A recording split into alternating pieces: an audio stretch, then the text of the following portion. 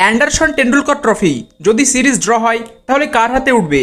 কি বলছে আইসিসির নিয়ম? ভারত ও ইংল্যান্ড ক্রিকেট বিশ্বের দুই ঐতিহাসিক শক্তির টেস্ট লড়াই শেষ ধাপে এসে পৌঁছেছে। 5 ম্যাচের এই টেস্ট সিরিজের পঞ্চম ও শেষ ম্যাচটি শুরু হয়ে গেছে ঐতিহাসিক কেনিংটন ওভাল মাঠে। বর্তমানে সিরিজ 1-2 ব্যবধানে পিছিয়ে রয়েছে ভারত। এখন সকলের নজর শেষ ম্যাচের দিকে। ভারত কি পারবে সিরিজ সমতায় আনতে?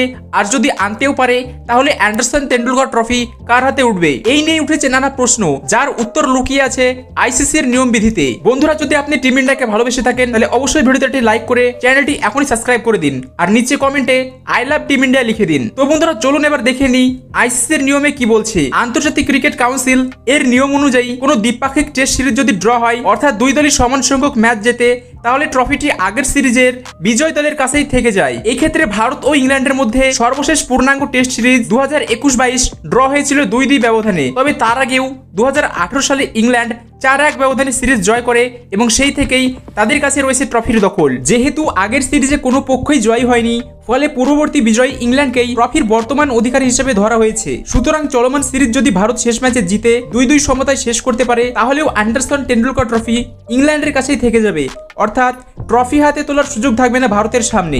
যদিও ট্রফি জয়ের সুযোগ ভারত হারিয়েছে চতুর্থ টেস্ট পরাজয়ের মধ্য দিয়ে, তবুও শেষ টেস্ট ম্যাচটি ভারতের জন্য এক গর্বরক্ষার লড়াই। সিরিজে অনেকটাই দাপট দেখিয়েছে শুভমান গিলের নেতৃত্বাধীন ভারতীয় দল। একাধিক ম্যাচে ইংল্যান্ডকে চাপে ফেলেছে তারা। বিশেষ করে বোলিং বিভাগে ভারতীয়রা অনেকটাই আধিপত্য বিস্তার করেছে। এখন প্রশ্ন, শেষ ম্যাচে কি হবে? ভারত কি পারবে ঘুরে দাঁড়াতে? ক্রিকেট বিশ্ব অপেক্ষা করছে সেই উত্তরের জন্য।